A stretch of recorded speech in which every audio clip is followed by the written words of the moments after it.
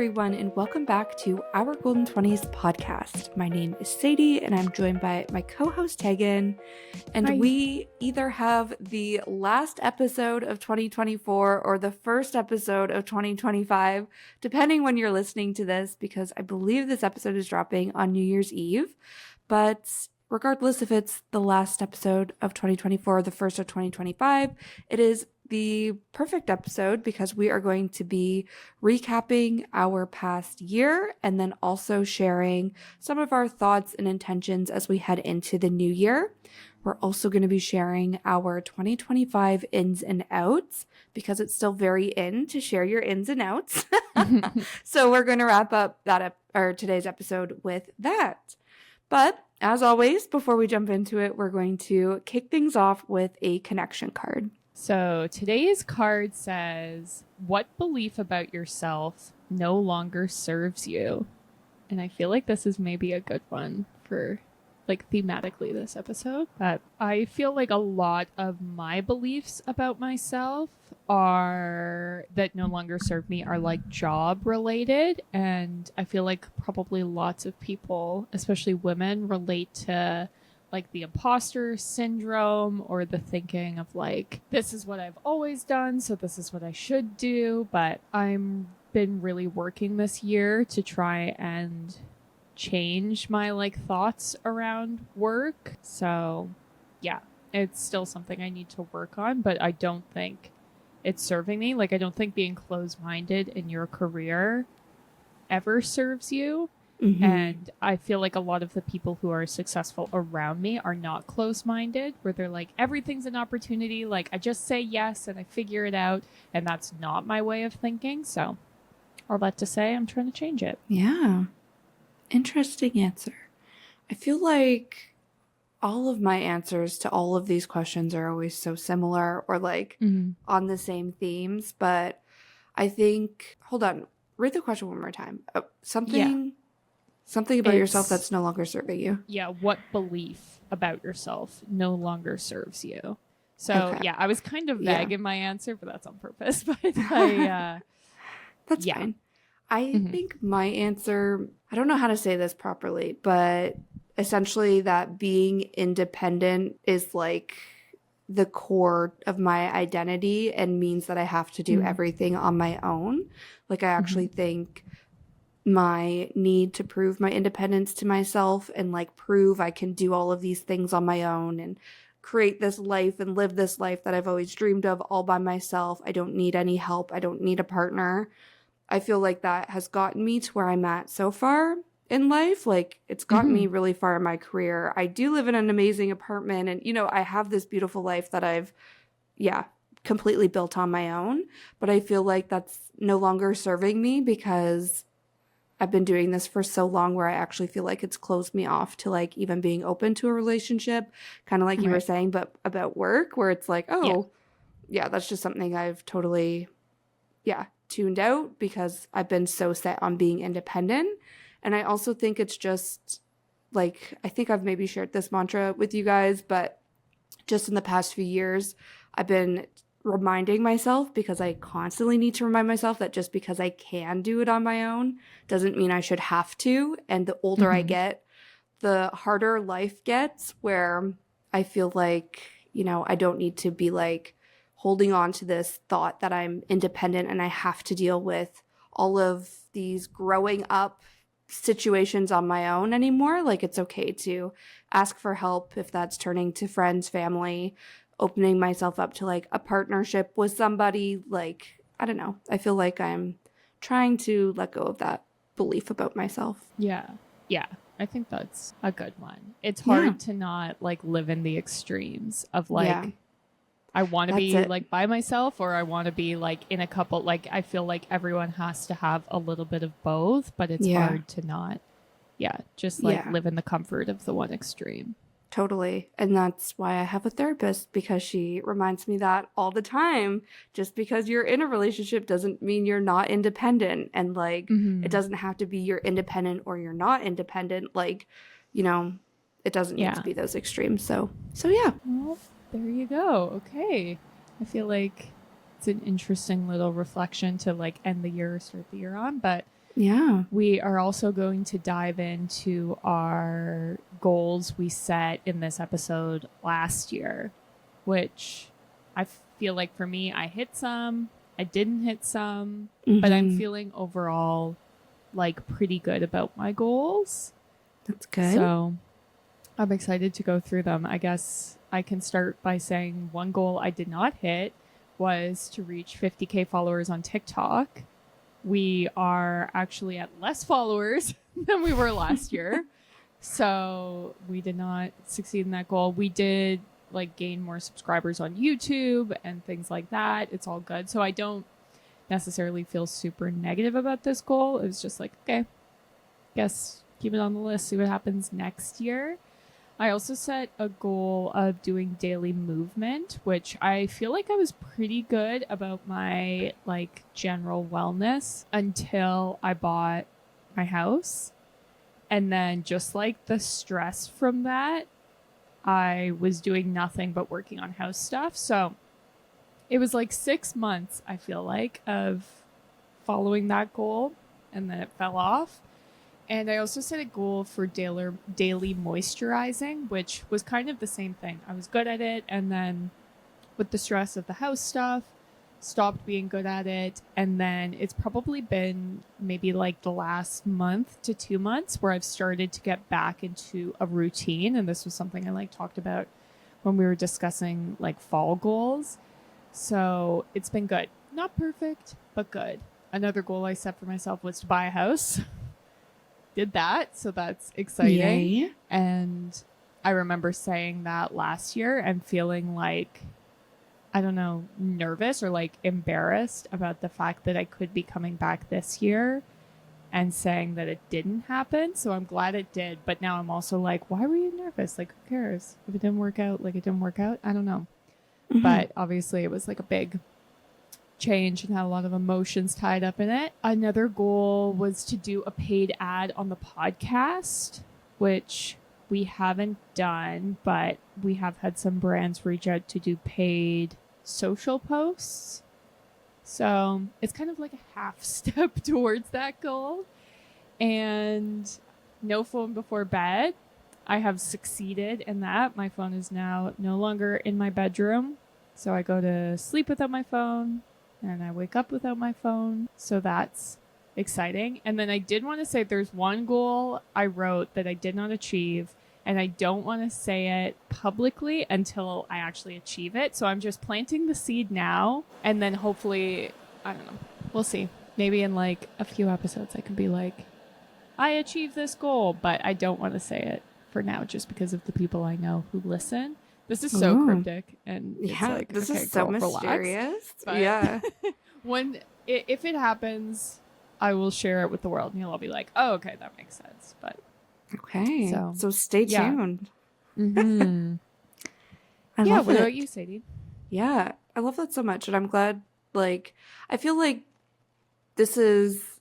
it's nice to share our goals, even the ones we didn't achieve, because I feel like you were saying, like, sometimes it's embarrassing to reflect back on goals and like have these conversations, even with like friends and family, and be like, oh, I actually didn't achieve X amount of goals, or maybe you didn't achieve any of them or whatever. But I feel like they're still worthwhile reflecting on. And to your point, it's, maybe, for instance, daily movement. That's something that you fell off from, but it's like you can really pinpoint why that was. And then for the new year, you can, try to get back on track and, break down some of the barriers that got in your way. So I feel like if you achieved your goals or not, it's still important to like reflect on them. So just wanted to say that, because that also was actually very much on par with my goals, where I don't know. I feel like I didn't achieve most of my goals, to be honest. And I haven't achieved most of my goals for like the past few years. I got really into goal setting, like I want to say 2017, 2018.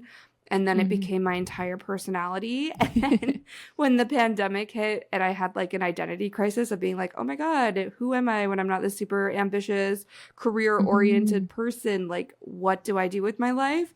I feel like I just kind of, I don't know, set goals that, well, I guess I set goals, but I stopped kind of believing in myself to actually achieve them, which was just like this whole journey. I don't know. I've been on the past few years, and I feel like I've been very open and honest about that in past episodes on the podcast. If you guys have been listening for the past 3-4 years, however long we've had this podcast.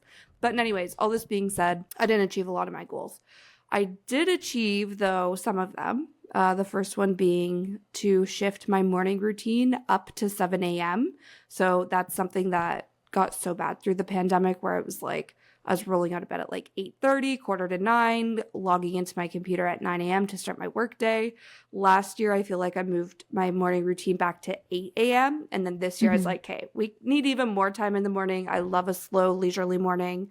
So just get up earlier so that I have that time for myself. So I feel like going back to the office obviously really helped kind of like make this a reality, since I have to get up earlier on my office days.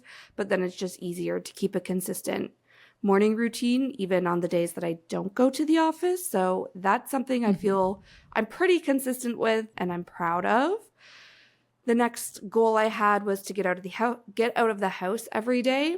And this could be for a walk, it could be to run an errand, it could be for social plans. But again, my mental health has just been really suffering the past few years. And I feel like it's just due to like spending so much time at home, working from home full time, all of that. So I was doing really well with this, just getting out for a walk, a run, like I said, running errands, and then going back to the office has totally switched my mental health around, just because I'm out socializing. And I don't know, it just brought me back to life a little bit. So this goal, I feel like I did well. Go on at least one date a month was another goal, and this one I did not achieve. I feel like I started the year strong with dates and stuff, but then went to my parents' house in the spring while my mom got a hip replacement, came back to a new job, and really haven't even thought about dating ever since all of that. So I'd say like over half the year, I was definitely not prioritizing dating, wasn't even on dating apps, anything like that. So this goal is a no-go for this year. I also did not travel to Costa Rica or go to Osheaga Music Festival, which were two bigger goals that I set. However, just again, the way the cards fell this year, lots of unpredictable family things came up, where I also got a new job, which I wasn't anticipating. So a lot of that all kind of played into like my travel plans, and it's just things that I really wanted to do, but just because they didn't happen this year doesn't mean they never will happen. There's things I can hopefully achieve in another year. Back to a goal I did achieve was to read 25 books and to try new genres. I'm hoping, anyways, we're recording this episode a little bit early, so I'm hoping I finish the book I'm currently reading to say I've achieved this goal, but I'm very determined to do that by the end of the year. But in any case, trying new genres was a big one because I read a lot of romance books. However, through our book club that Tegan and I are part of, I feel like we've been dabbling in like thrillers and mysteries and that sort of thing. Also tried fantasy for the first time this year, which I really wanted to do after hearing so many great things about Fourth Wing and then the ACOTAR series. So I feel like it was just nice to branch out. I also read probably the longest books I've ever read this year because of that genre. So I feel like that's something to be proud of. Despite reading longer books, I still read more books than I have in the past few years. So definitely feeling happy about that. A few other goals that I did achieve are to track my menstrual cycle and then getting contacts, which totally changed my life. I feel both of those things actually changed my life. And yeah, definitely tapped into some wellness like priorities I had for myself. So happy about that. And then going back to my new job, I had a very specific salary I wanted to, like a salary target I wanted to make this year. I started the year thinking I would get a raise at my previous job. I had no intentions of leaving that job. However, again, just how the pieces fell into place, I ended up switching jobs and I now make that salary that I had my eye on. And then the last goal on my list is something I did not achieve, and everybody in my life is like, girl, when are you going to do this? And that is to get my G2 driver's license. For our American listeners, I actually don't know what the equivalent is of a G2, but right now, essentially, I have my beginners where I can only drive with an adult in the car, essentially, someone who's had their license for, I think it's like 5+ years. So the next step is to get my G2, which is I can drive completely on my own. I can drive on the highway where right now I can't. But that's just something I have zero motivation to do. I got my license, I think, 2 years ago after it expired in like my early 20s. And then it was like, okay, I have 5 years to complete all of this. And here we are 2 years in, and I've made zero progress. And I have quite honestly zero motivation to do this. So will I even write it as a goal for next year? I don't know. But that's a big one that I was really hoping to do. I have zero reason not to do it, like why I didn't achieve it. It's just I have zero motivation, and it is what it is. So yeah, that's a rundown of my goals. Nice. Yeah, I feel like a theme in both of ours, which is maybe like a good reminder to share, is like having big life changes, like you getting a new job or me buying a house. Like a lot of times people set these as goals, but you kind of forget how much of an impact it has on the other areas of your life. Totally. And so it's like, it's the thing I talk about often is if you're writing like too many goals that are unrealistic, like even achieving one might impact your ability to finish all your other goals. So it's kind of something to think about, because I feel like it's almost easier to just write a list of like the grandest ideas. And then it's like, but do you actually want that? Because sometimes these things can make quite a big impact on your life. So Yeah, a good reminder. 100%. I think it's also funny to like think back on what I thought my year was going to look like in January to what it actually ended up looking like now that I'm reflecting back on it all in December. So my like intention for 2024, the overall theme was to be the leading lady of my own life. And I remember just feeling so desperate to be like, I just want to like take matters into my own hands again and just like be the main character. And I feel like that was kind of everyone I talked to's intention for 2024, if I'm being honest. But I was like, no, this is my year. It's going to happen. But throughout the year, things just kept popping up. Again, a lot of family stuff, even stuff like the whole new job thing, like things where it's like all of this is not really what I thought my year was going to look like, but all of it's outside of my control. And sitting at the like end of the year, I'm like, this was not my year to be the leading lady. Like it just wasn't. And when I reflect back on it now, if I were to come up with a theme, definitely my theme of the year was just my Saturn return. And if you're also in your Saturn return, if you don't know what a Saturn return is, it's just essentially like calculating in your birth chart where your Saturn is based on where it was when you were born, based on like the time, day, place you were born. Once Saturn like re-enters that sign, essentially you're in your Saturn return. However, this only happens every like, I think it's like 27 to 30 years. So this is like my first Saturn return, probably your first Saturn return, Tegan's at least, for you listening, if you were born between like 1994 and 1996, chances are you're also in your Saturn return. And all this being said, it's just impossible to be in your Saturn return and the leading lady at the same time because your Saturn return is essentially like challenging you. It's like forcing you to level up, forcing you to like deal with the same hard situations until you learn your lesson to actually move on and like be bigger, better, and like handle things in a much more productive, just better way.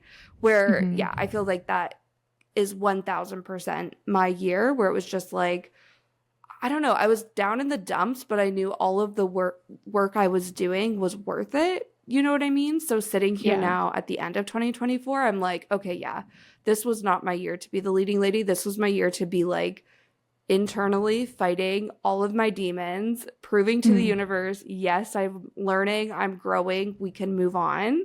And I'm ending this year feeling way more myself than I have in years, which we're going to talk about as we go into 2025 intentions. But I don't know, just wanted to say that too, because I feel like this is the other thing. Like we were talking about like the pressure of setting goals and stuff. I feel like it's also like pressure to finding what that word of the year is, or like what is your intention for the year, and then feeling pressure to make that your reality, where it's like you can try, to set goals and set an intention, but sometimes things just fall differently. The cookie crumbles in a different way than you thought, and that's okay. Yeah. Yeah, I always struggle with like the word or the phrase of the year, even like when we go into 2025 stuff.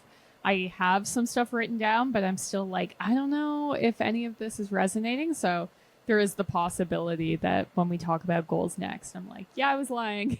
Yeah. Here's my new word or whatever. But Yeah. And that's okay. yeah, Yeah. exactly. Great. Should we talk about some of our highlights from the year? Yeah, sounds good. Do you want to kick us off, Tag? Yeah, I feel like we have some similar highlights because we did like a lot of little adventures together. But one was we took a trip to New York City, which was so good, even though I nearly died.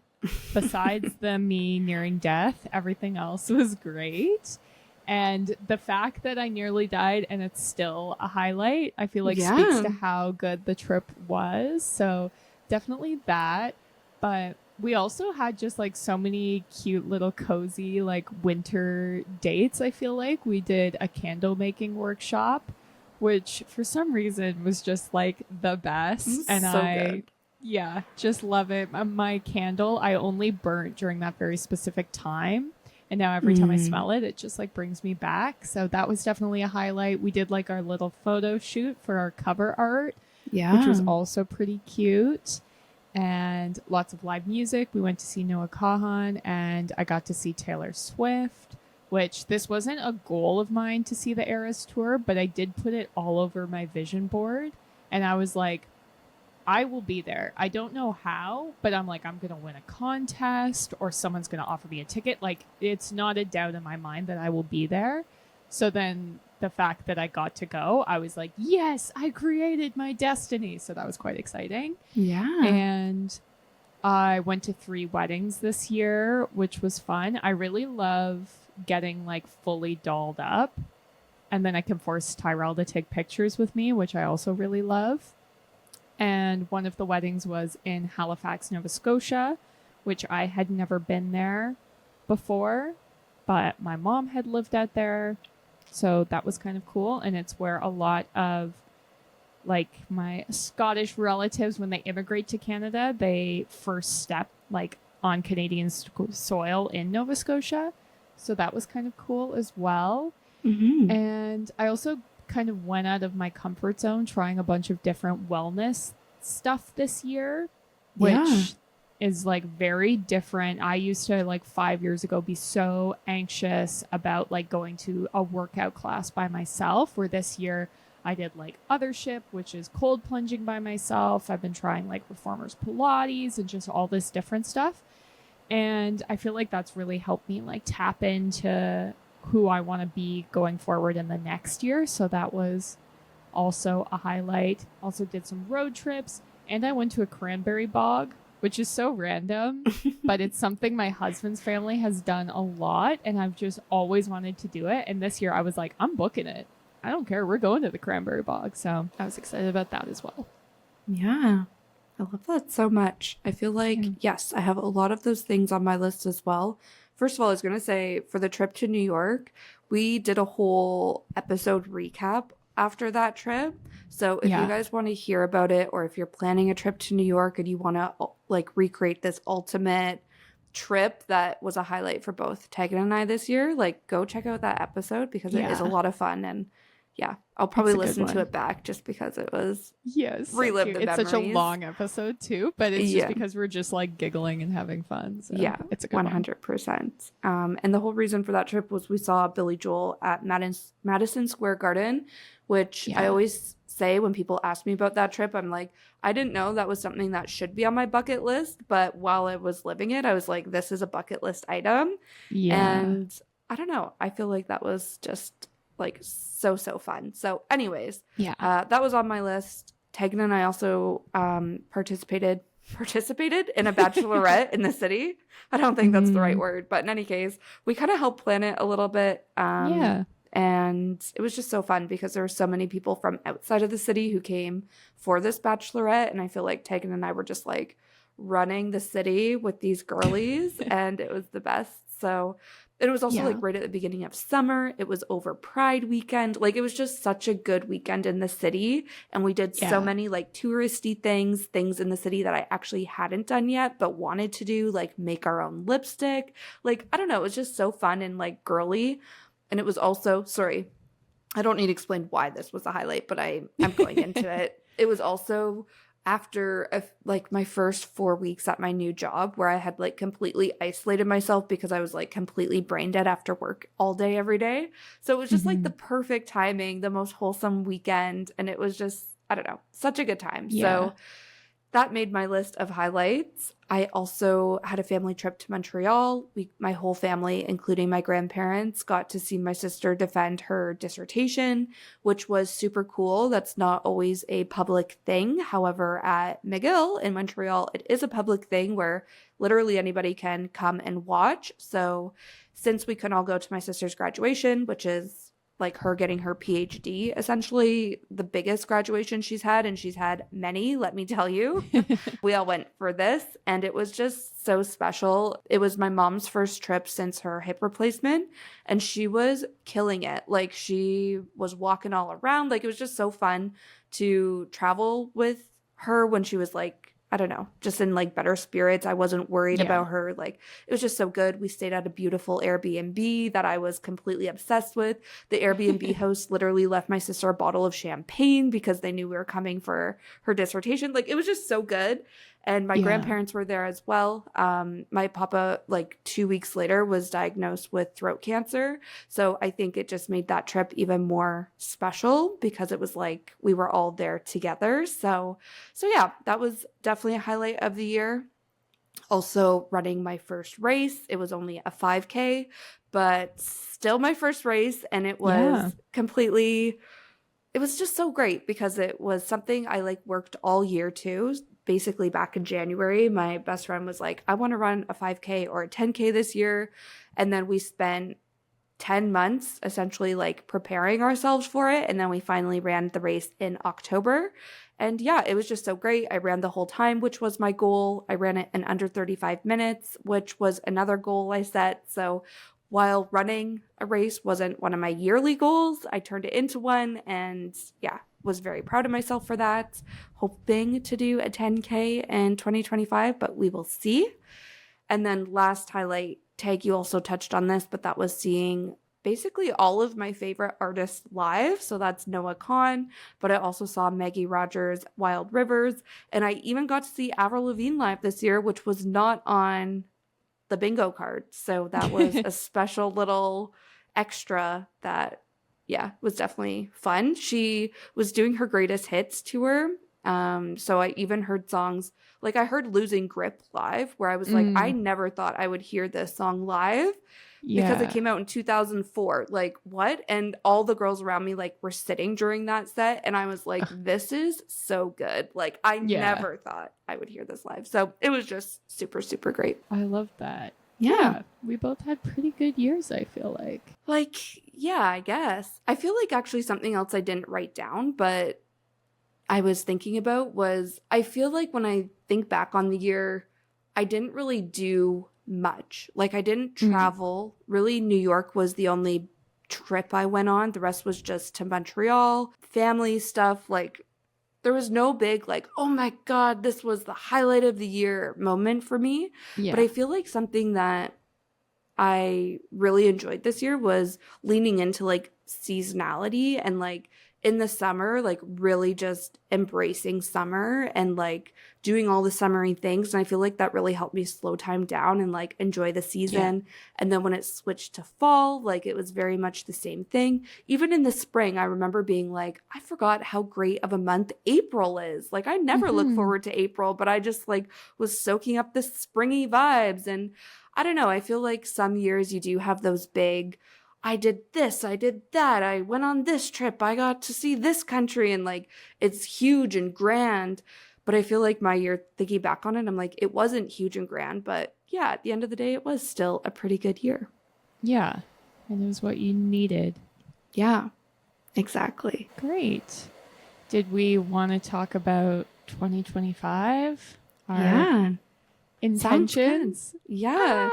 Maybe I'll kick us off. And Sure. I don't know, like, I'm kind of with you, Tag, where I'm like, haven't seen a word or like a theme that resonates with me a lot. I do want to like, because we are recording this like a little early still, so I'm like, I still want to do like my big end of year journal session, do the Same. journal with us that, you know, drops the week before this episode drops. Like, I want to do that. I want to read my horoscope for the year on like the 2 websites that I trust with my life, but also a few others, just to like see if something in that resonates. Like, that's usually how I come up with my yearly themes, albeit I did not do that last year, which is likely why my theme of the year didn't end up resonating or like holding true. But in any case, what I have so far is I want 2025 to be the year I get my spark back. And I've been seeing some of this on Instagram and TikTok where girls are just doing like montages of being like how I got my spark back. And, you know, it's them like at the gym, them eating healthy, like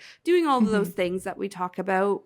And I feel like on the podcast in general.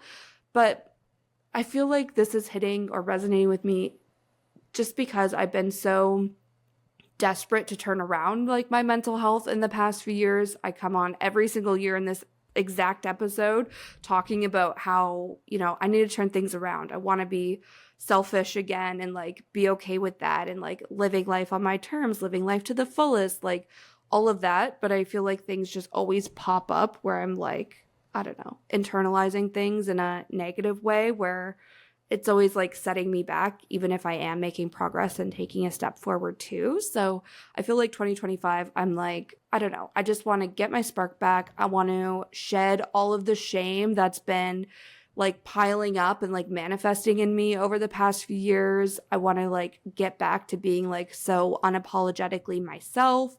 I don't want to feel embarrassed or like, I don't know, insecure about things because I feel like the past few years that's really derailed my entire like outlook on myself and like in inner dialogue, if you will. So this year, yeah, I just want to shed that shame, be myself, get my spark back. I feel like part of that too is chasing new experiences. I feel like that's something that is actually really hard and uncomfortable, is to do something new, if it's big or little, like you were saying, Tag, like if it's going to a wellness studio or a fitness class by yourself, like that can be scary. But I feel like those are the types of things that, I don't know, will help me reconnect and get my spark back. So yeah, that's kind of what's coming to mind for me right now. I love that.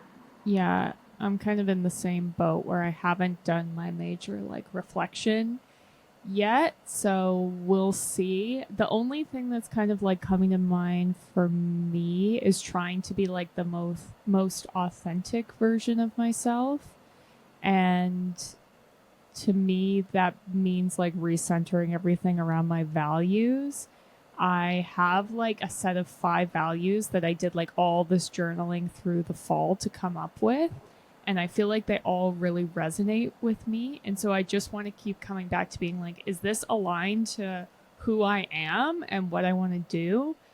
So I don't know, something in there. We'll see. I am really excited for New Year's because I want to do like a New Year's reset where I do like 30 days of yoga or Pilates like I do every year.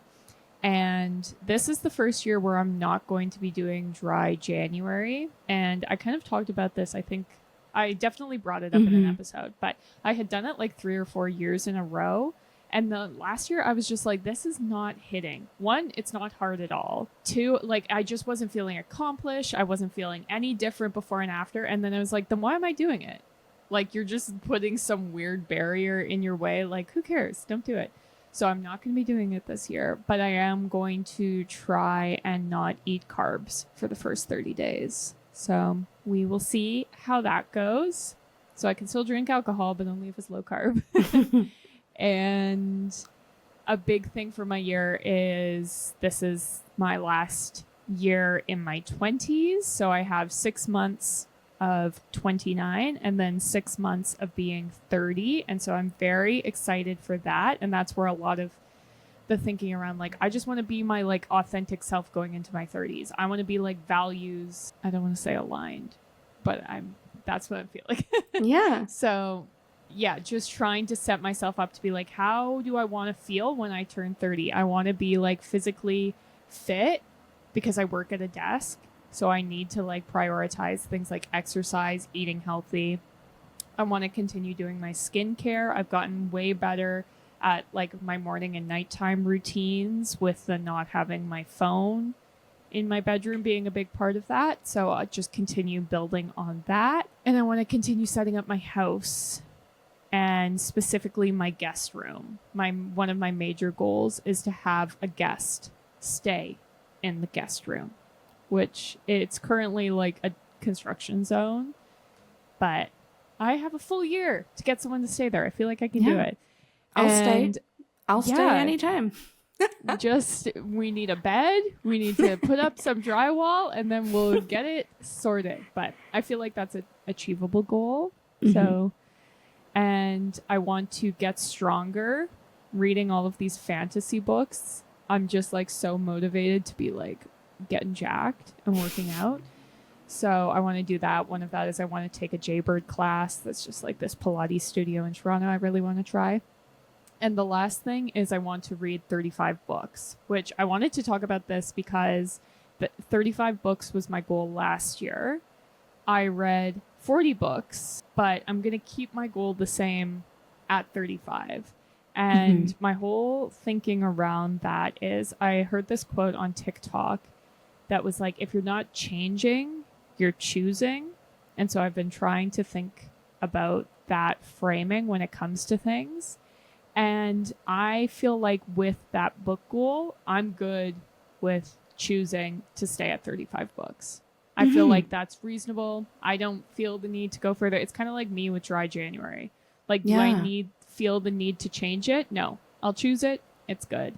So if you're someone listening who's like, I don't even know what goals to set, that could be an interesting way to think about things. What are the things happening in your life? If you are not choosing to change them, you're just choosing them. So something to think about as well. Yeah, I love that. And I need to hear that. And to be honest, I feel like my sisters need to hear that too, because we are the type to be like, okay, we achieved that goal. Now let's build on it. Okay, we built on it. Now let's chase something bigger, better. You know, like there's never just like celebrating and just being like, okay, I did it. Like, it's always what's next. And I actually think the books example is a great example, because I'm with you where 25 books, like that's essentially 2 a month plus one. It's a lot. That's a lot. I can't read more than that, and nor do I want to. You know, if I can, it's a nice surprise, but it's not like something I need to pressure myself to read more than 25 books a year. So I think that's great. Same with even like running. Like when I finished the 5K, I was like, okay, I felt like I could keep running, which makes me want to do a 10K. However, when I run a 10K in 2025, since that will be one of my goals, I am telling you right now, I'm not going to go for a half marathon. I will never run a marathon. Like, nothing about it sounds appealing to me. So it's like, it's okay just to choose to do the same goal or like choose something different. Like, I love that. So amazing. I don't have any other goals like written down. I feel like I have like my theme, you have your goals, and then we'll regroup in the new year to tie it all up with a bow. Exactly.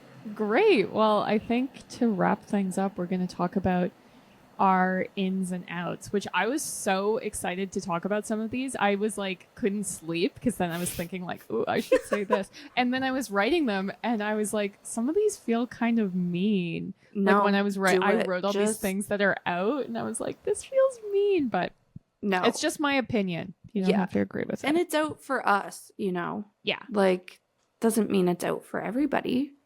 Yeah. Just for the cool kids. No, I'm kidding. I'm kidding. I am not qualified to say what's in or out, because my screen time, you guys, has like averaged like 30 minutes the past 2 months, like per day. Like, I have no idea what's going on in the world anymore, just because I don't have the mental capacity to take it in.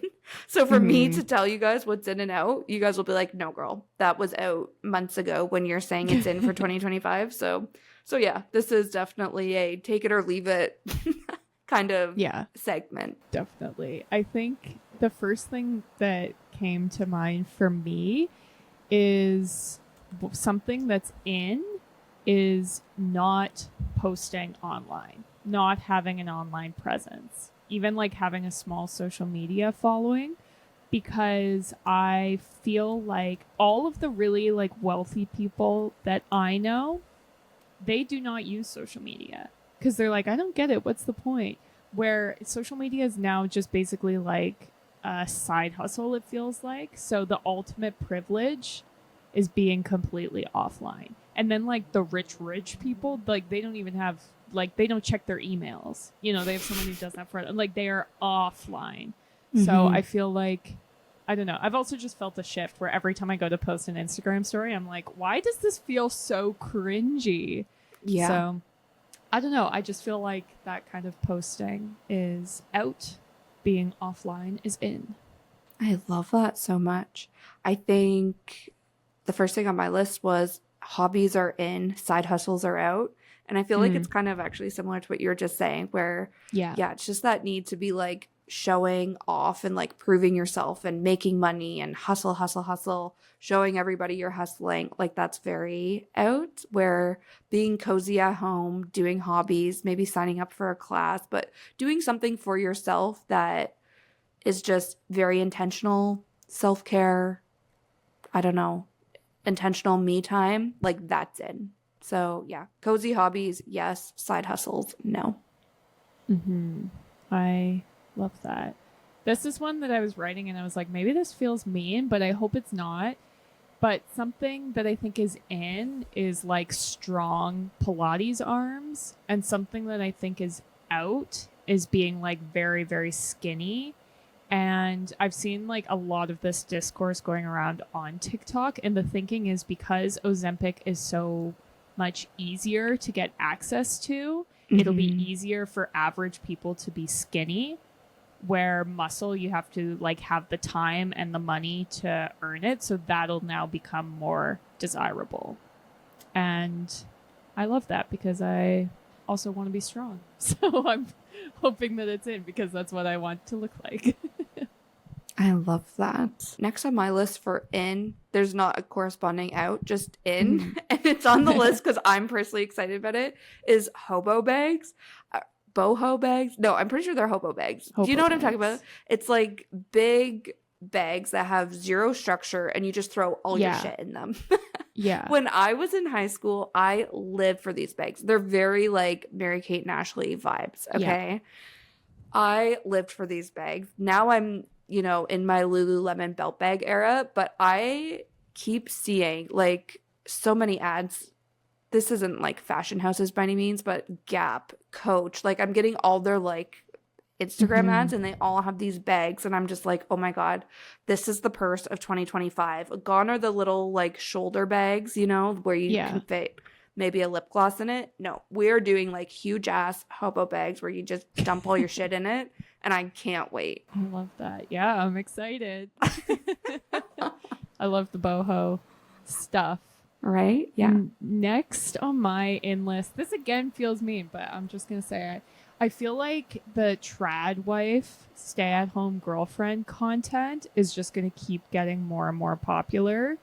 And like, I guess the out would be like girl boss content, but I just feel like politically that's the state of the world. And I was reading this interesting article about how there was such a big push for like women to enter the workplace and for them to be like climbing the ladder and dominating. And now there's been this big like slide backwards because women realize they had to work harder than men and then usually weren't getting paid as much. And so there's been this sort of reaction to that where women are like, well, if I have to work harder and I get paid less, I would rather just stay at home.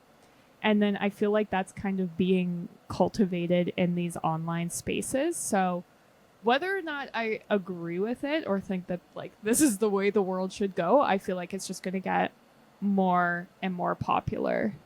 So, yeah. Interesting. I have a lot of thoughts on that. That Yeah. is not in for me, but in any Yeah. case, It's not in that's for me, but the world, I take feel it or like it leave will it. be. Yeah, Yeah. potentially. Next on my list is something I think I said last year, and that is dinner parties. I feel like, again, maybe if it's that stay-at-home girlfriend who's just like hosting Yeah. and throwing parties for a living or making content for a living, because I feel like that's most of the dinner party content I see. Yeah. But I do feel like, yeah, having cozy nights at home, dinner parties. This also could just be us going into our 30s and craving a night in over a night out. But in any case, dinner parties are still in for 2025. Yeah. I love that. Love a dinner party. It is interesting. Like, there are some of these, like, that are connected, like the dinner parties and the trad wife content. But, Yeah. anyways, I think something that's in is unique faces, and something that's out is filler and Botox. And this is kind of the same thought process as Ozempic becoming more and more available for people. It's like, as more and more people like normalize getting filler and Botox, I think not having it will make you more interesting to look at. And I also see this around like veneers as well, where now people are just like, I hate celebrities who have veneers. And I love seeing people with regular teeth. So I think that that will also be something interesting to look at in this next year, is like how having like wrinkles will be kind of cool. Like, it'll be like an act of rebellion or something, like how Pamela Anderson doesn't wear makeup and like that whole vibe. So Yeah. Interesting. Next thing that's in on my list, this one's so loserish, but water bottles. I feel like the past few years have been like the year of the Stanley, and everybody's fighting over the Stanleys, getting the latest colors, patterns, whatever.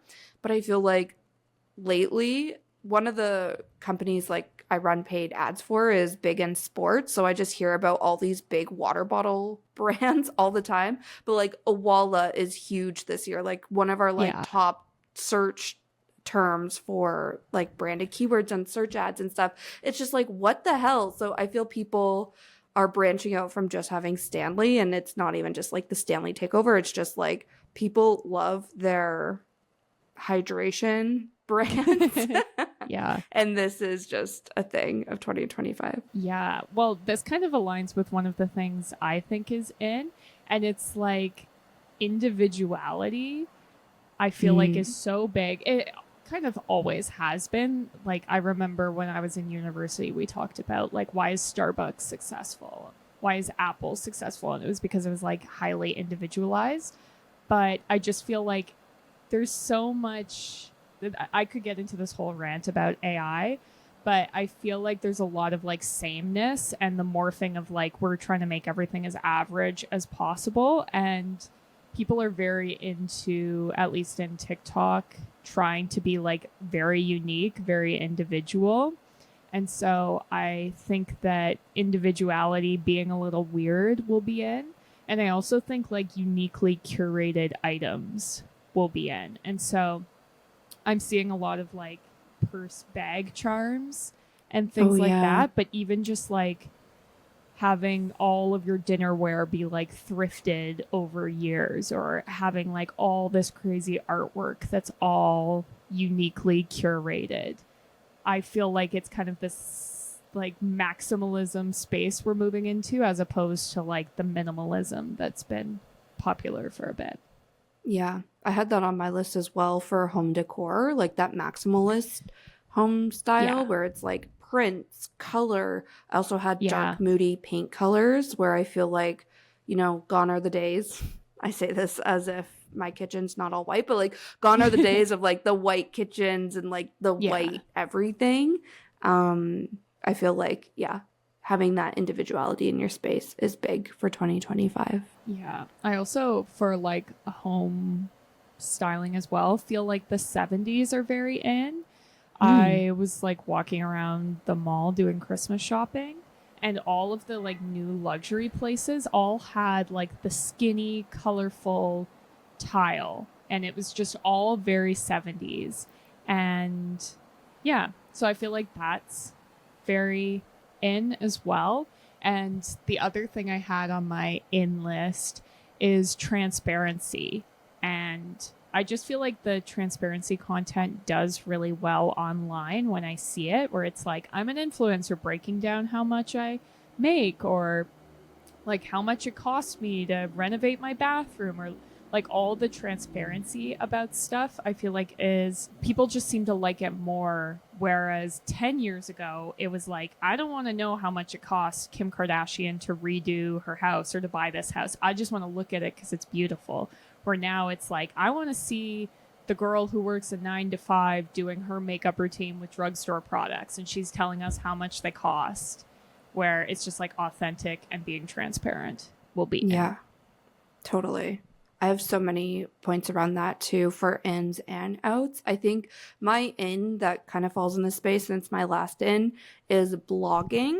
I feel like blogging is coming back because it's like just words, it's not that curated, beautiful image that you see on Instagram, or like this nicely edited TikTok with perfect transitions that you see on TikTok. Like, it's just people's real honest thoughts in words, maybe like you can still do like podcast clips and like graphics in a blog post, whatever. But I feel like blogging is very in for a lot of those same reasons, where it's just like cut the BS and like the glamour of content that we've been inundated with the past few years, and just like give me the content I want to see. And I also think it's coming from everyday people and good writers, not just, pretty like white thin people on social media, you know what I mean? So this is like the rise of Substack, and like I just think there's going to be a big shift in blogging. But that kind of takes me into my outs, and I have influencers as being out, and it's for all those reasons you just said, where at least me personally, I just feel so disconnected from influencers lately. And I feel like this is a common feeling when the cost of living is so expensive and it's like impossible to keep up to these influencers you watch all the time who are living these glamorous lives. Their whole skincare makeup is from the routine, are from Sephora. They're going on trips. They're getting all this free shit. Like, it's not inspirational. It's not even aspirational anymore. Like, it's just annoying and feels very out of touch.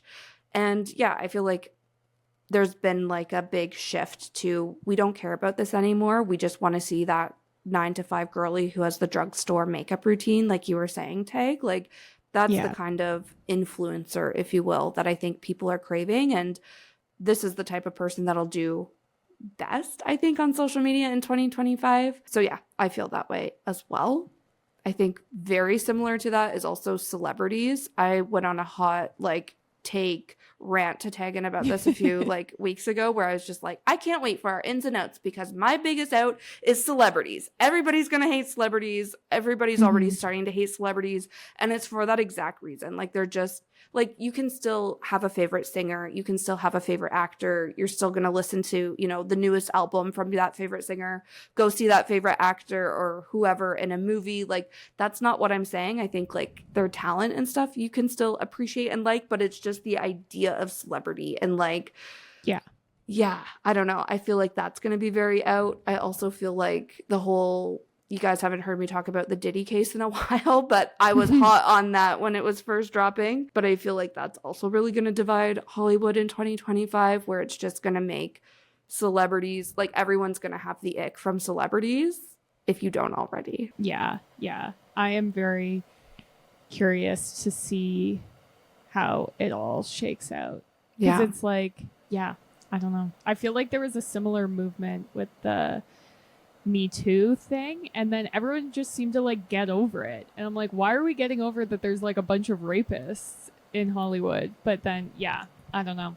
So I am very curious, but I definitely agree that influencers, celebrities are out kind of on the same wavelength. One of my outs was long press tours. I don't know what is going on in Hollywood, but I'm I actually worked with someone who was every time I want to see a movie, I see the trailer and I'm like, okay, yeah, I'd see that. And then I get inundated with these people being so ridiculous that I'm like, okay, can you just shut up? I was going to see your movie. He was talking about Wicked specifically, But I'm like, that press tour was so long. They were like commenting on things that happened in the press tour. I'm like, it shouldn't be that long that you're commenting on other interviews and just seeming like so out of touch. I don't know. Maybe that was like theater kid energy that was also happening at the same time. But I was just like, y'all need to relax. Like, you made part one of Wicked chill. And I feel like this is probably like Barbie influence on the world of Hollywood, but I'm like, I can see, like, give me the trailer and 5 interviews and I'm good and I'll go see your movie. But if I then have to see like 45 interviews of you saying the same thing, like, I'm not really interested. And the other out I had was AI art specifically, because I feel like AI is here to stay. And I saw this article that said that women are very anti-AI and it's going to leave them left behind, like in the workplace. So I'm trying not to be like that. But I just feel like I'm pro AI in certain ways. I just think that in art it's lacking. And I was already talking about how it just kind of makes everything average. And I feel like Spotify Wrapped was a big reflection on that, where everyone's like, why was it so meh this year? Why was it so average? And I'm like, it's because they used AI to do it. Like, my whole Spotify algorithm's just been destroyed. Like, I don't need to hear espresso every 4 songs, but I get that, like, that's just what it does because everyone loves espresso. So I feel like AI art will be out because like, I saw Kesha used AI for her like album announcement or something, and everyone was just like shitting on her in the comments. So I feel like people who are doing that will be getting negative press. And then to me, it also makes your brand look cheap. So yeah, I do think it'll be around and lots of brands will be experimenting with it for sure. I just don't think in the long term AI art will stick around. And it's definitely an out for me, period. Yeah. Wow. There we go. Had to get all that off my chest. Yeah. Honestly, same. Yeah. Hopefully we didn't offend anybody in the process. Yeah, I started off like, I hope this is me, and then by the end being like, screw you, Ariana Grande and the cast of Wicked, but still, come on. Anyways, that is where we will leave it. I hope that you all have a great new year and that you can spend some time reflecting on your goals and you can listen to the Journal with Us episode and really start this year on the right foot. And yeah, you can follow us and subscribe to us so that you see when new episodes drop. They come out every Tuesday. And you can also follow us on social media. We are at Our Golden 20s. We also have a Patreon page, which is the best way to show your support for the podcast for as little as $2 a month. And all of the podcast episodes drop early there, and they are ad-free. So if you listen every week, definitely consider that. And I think that's everything. Thanks for listening. See you next Tuesday. Bye.